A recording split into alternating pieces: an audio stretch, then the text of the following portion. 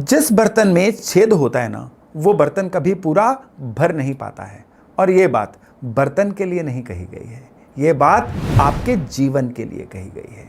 हमारे जन्म कुंडली में एक ऐसी ऊर्जा होती है जिसको हम लीकेज की ऊर्जा बोलते हैं। और ये जो लीकेज की ऊर्जा है ना, जब ज़्यादा एक्टिव हो जाती है तो क्या होता है कि हमारे एफर्ट्स, हमारी कोशिशें ये लीक होना शुरू हो जाती हैं, किस्मत लीक होना शुरू हो जाती है। ये जो लीकेज की ऊर्जा है ना, इसको पहचानना ज़रूरी है, क्योंकि इसको नहीं पहचानेंगे ना तो फिर क्या रिजल्ट्स आएंगे। अगर काम कारोबार है वो ढंग से नहीं चल पाएगा। ये लीकेज की ऊर्जा अगर आपके पैसे से जुड़ी हुई है ना, कमाते रहिए, कभी जोड़ नहीं पाएंगे। ये लीकेज की ऊर्जा अगर रिश्तों से जुड़ी हुई है तो जो मर्जी कर लीजिए, फिर भी आपके रिश्ते नहीं बन पाएंगे। वो कहते हैं ना, मुर्गे की जान गई लेकिन खाने वाले को स्वाद नहीं आया। यही बात फिर अप्लाई होती है जब ये लीकेज की ऊर्जा आपके जीवन में अच्छे से एक्टिव हो जाती है। क्या होती है लीकेज की ऊर्जा, किस तरह से ये एक्टिव होती है, कैसे रोकना है इसको, ये सारा कुछ आज के वीडियो में हम जानेंगे। नमस्ते, मेरा नाम है योगेश शर्मा। स्वागत है आपका happy life with Yogesh Sharma में। और दोस्तों, इस वीडियो में आगे बढ़ने से पहले एक निवेदन कि अगर अभी तक आपने अपने इस चैनल को सब्सक्राइब नहीं किया है ना, तो कृपया सब्सक्राइब जरूर करिएगा और बेल बटन दबाना बिल्कुल भी मत भूलिएगा। ये जो लीकेज की ऊर्जा है ना, ये आपके बर्थ चार्ट में 12वें घर से जुड़ी होती है। बर्थ चार्ट में 12 घर होते हैं, हर घर की एक अपनी एनर्जी होती है। जो फर्स्ट हाउस है ये आपकी पर्सनैलिटी को बताता है, सेकंड हाउस आपके धन को बताता है, छठा घर जो है आपकी सेवाओं को बताता है, कर्जे को भी बताता है, 10वां घर आपकी अथॉरिटी को बताता है, आपके करियर को बताता है। ठीक वैसे ही जो 12वां घर है ना, ये बताता है आपके जीवन में चीज़ें जो हैं ये आपके हाथ से निकलेंगी कैसे। आपके जीवन से जो ऊर्जा का क्षय होता है या ऊर्जा की जो लीकेज होती है ये किस तरह से होगी, ये 12वां घर बताता है। 12वें घर में अगर सूर्य आ जाता है ना, तो इंसान को पर्पस ऑफ लाइफ पता नहीं चलता। 12वें घर में अगर चंद्रमा आ जाता है ना, तो ऐसा इंसान जो है इसको डिस्टर्ब्ड स्लीप्स रहती हैं, उसका थॉट प्रोसेस जो है ना ये बहुत ही ज़्यादा अजीब बन जाता है।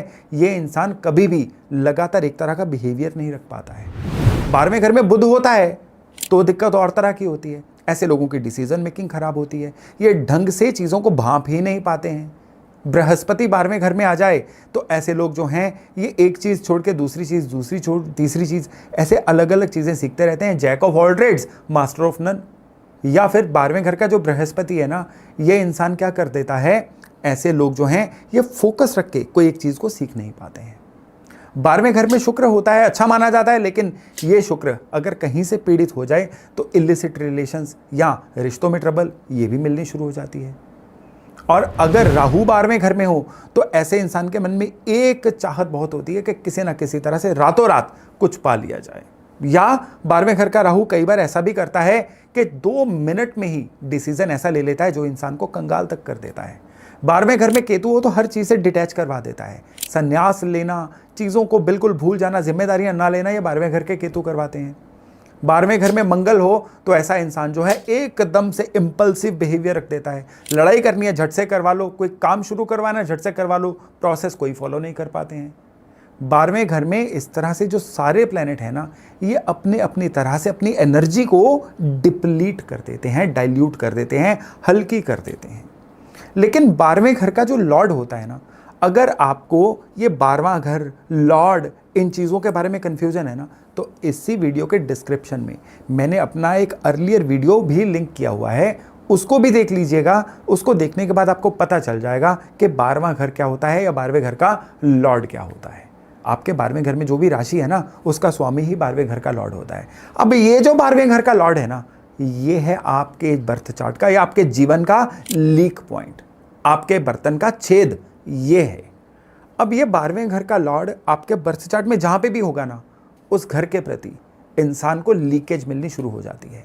अगर ये लॉर्ड पैसे के घर में बैठ जाएगा तो अब क्या है, धन नहीं टिकेगा। कमाते जाइए, धन टिकेगा ही नहीं। ये 12वें घर का जो लॉर्ड है इनकम के घर में बैठ जाएगा ना, अब पैसा आने से पहले ये इंसान सोच के बैठा होगा कि इस पैसे को खर्चना कहाँ पे है, जोड़ने की बात तो छोड़ ही दीजिए। अब यहाँ पे क्या है कि ये 12वें घर का लॉर्ड अगर लग्न में आ जाएगा, इंसान गन्ने की तरह पिसेगा, पिसता तो जाएगा पर रस नहीं निकलेगा। ऐसा इफेक्ट देता है 12वें घर का लॉर्ड। ये 12वें घर का लॉर्ड मैं रैंडमली बता रहा हूं ताकि आप चीजों को जोड़ पाएं, चीजों से एसोसिएट हो पाएं।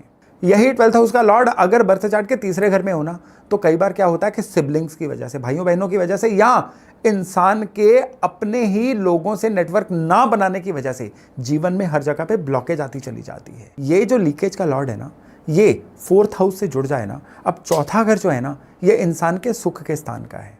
कुछ इसके जीवन में घटनाक्रम ऐसे होते रहेंगे कि हर चीज अगर होती भी जाए, सुख जीवन में नहीं मिलेगा।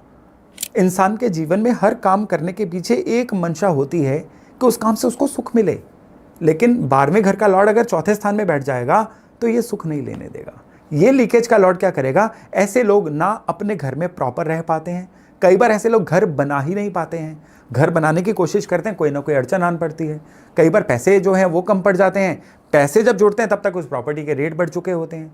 कई बार क्या है, बिल्डर को पैसे दे दिए लेकिन पोजेशन नहीं मिला। कई बार क्या है, घर ले लिया लेकिन काम के सिलसिले में दाएं बाएं जाना पड़ गया, अपने घर में रह ही नहीं पाए। ऐसे योग भी बनते हैं ऐसे लोगों के।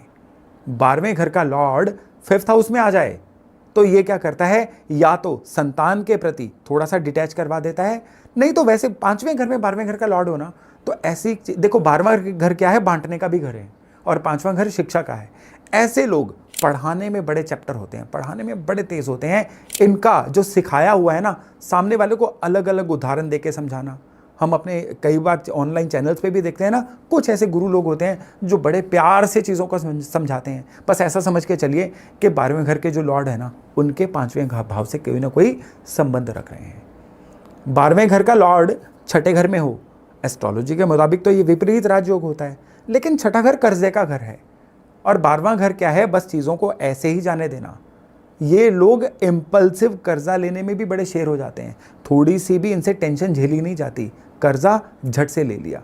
या दूसरे शब्दों में आप ये भी कह लीजिए कि इनको कर्जा आसानी से उपलब्ध भी हो जाता है और ये कर्जा लेते हुए ज़्यादा सोचते भी नहीं है। तो इनको इस चीज़ का भी ध्यान रखना है। 12वें घर का लॉर्ड छठे घर में होगा ना, तो बीमारियां भी ऐसी होंगी जिन पे से बूंद बूंद करके उनका पैसा लगता भी रहे और जल्दी ठीक भी ना हो।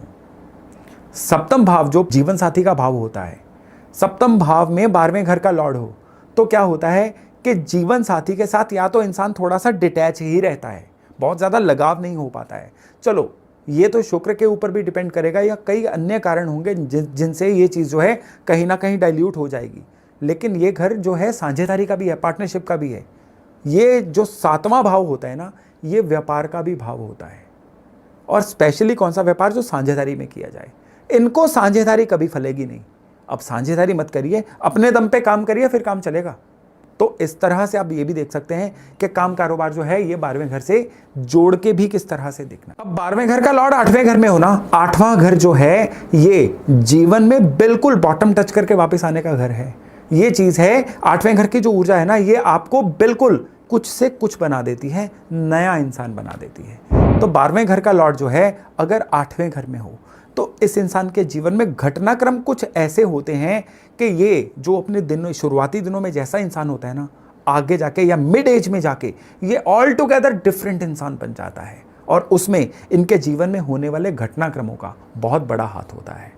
अब 9वां घर जो है, यहाँ पे 12वें का लॉर्ड हो, अब ये फादर का घर है, पिता का घर है।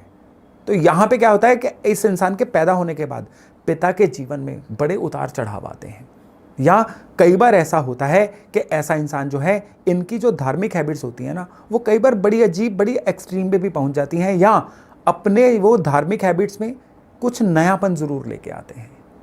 10वां घर जो आपकी अथॉरिटी का है, आपके काम कारोबार का है, यहाँ पे 12वां लॉर्ड होना, तो ऐसा इंसान जो है काम तो करता है लेकिन औरों के लिए।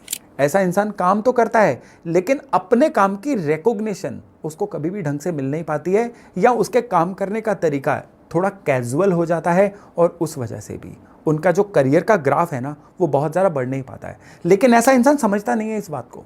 ऐसा इंसान हमेशा नुक्स निकालेगा कि उसकी परिस्थितियां खराब हैं, उसकी किस्मत खराब है, उसका बॉस खराब है, उसके ऑफिस का माहौल खराब है, उसको घर वालों ने सपोर्ट नहीं किया, 20 चीज़ें हैं। लेकिन अंत में चीज़ यही निकल के आती है कि उनका अपना काम करने का जो तरीका था ना, वो कुछ इस तरह का कैजुअल था, या अपने काम में वो महारत नहीं ले पाए, जिसकी वजह से वो जीवन में ग्रोथ नहीं ले पाए। और 11वें भाव के बारे में मैंने शुरू में बताया आपको कि पैसा आने से पहले जाने के रास्ते तैयार। अब 12वें का लॉर्ड 12वें में बड़ी अच्छी बात है। ऐसे लोग जो हैं फोकस रहते हैं, ऐसे लोग जो हैं भगवान से जुड़ने की या स्पिरिचुअल होने की चेष्टा भी करते हैं। तो ये योग जो है ये अपने आप में एक अच्छा योग है। अब सारी बात कहने का भाव ये था कि लीकेज का लोड, देखिए बर्थ चार्ट में 12 भाव है ना, मैं धीरे धीरे एक सीरीज लेके आऊंगा, आपको हर एनर्जी के बारे में बताऊंगा, लेकिन आप अपने जीवन में इन चीजों को जोड़ के देखिए। आपको कई बार लग रहा होगा कि आपने कोशिश की, लेकिन वो कोशिश जो है वो ढंग से चल नहीं पाई। आपने कई बार नोट किया कि आप अपनी जगह पे पूरी तरह सही थे, लेकिन आपको धन का लाभ हो ही नहीं पाया। अब आपको पता चला कि आपके धन के बर्तन में छेद कहां पे था। कई लोग जो हैं घर नहीं बना पा रहे हैं, कई लोग जो हैं अपने जीवन में सतत स्ट्रगल करते जा रहे हैं। ये सारी वो लीकेज की एनर्जी है जो उनकी कोशिशों से जुड़ी हुई है। अब इस लीकेज की एनर्जी से पार कैसे पाया जाए? इसको पार पाने का एक सबसे बढ़िया तरीका तो है कि अपने बर्थ चार्ट के अनुसार जो आपके 12वें घर का राशि लॉर्ड है उसका उपचार किया जाए। ये सबसे सटीक फार्मूला। तो इसका जो है कस्टमाइज्ड हल हो सकता है, इसका कोई फ्लैट फार्मूला नहीं हो सकता है। फिर भी बर्थ चार्ट में 12वें घर के साथ क्या जुड़ा हुआ है? घर की छत जुड़ी हुई है। तो घर की छत साफ रखना आपके घर की, आपके जीवन की लीकेज की एनर्जी को कंट्रोल करता है। खाली यही नहीं, आपके घर का जो साउथ ईस्ट एरिया है ना, वहां पे पानी का वास मत रखिए, वहां पे अग्नि का वास रखिए, वहां पे आप ब्लू कलर मत रखिए। इससे भी आपका 12th हाउस जो है वो नॉर्मल बनता है, वो कंट्रोल्ड रहता है, अनकंट्रोल्ड नहीं होता है। तो अपने जीवन में इस लीकेज की एनर्जी को पहचानिए, उसको कंट्रोल करिए, फिर आपके द्वारा की गई जो कोशिश है ना, ये आपके नतीजों में दिखाई देने वाली है। तो चलिए आज की चर्चा को यहीं विराम देते हैं। मैं आशा करता हूं इससे लाभ लेके आप अपने जीवन को बहुत ही बढ़िया से संवार पाएंगे। बहुत जल्द मिल रहे हैं हम एक नए टॉपिक, नए विषय के साथ। अपना खूब ध्यान रखिएगा। नमस्ते।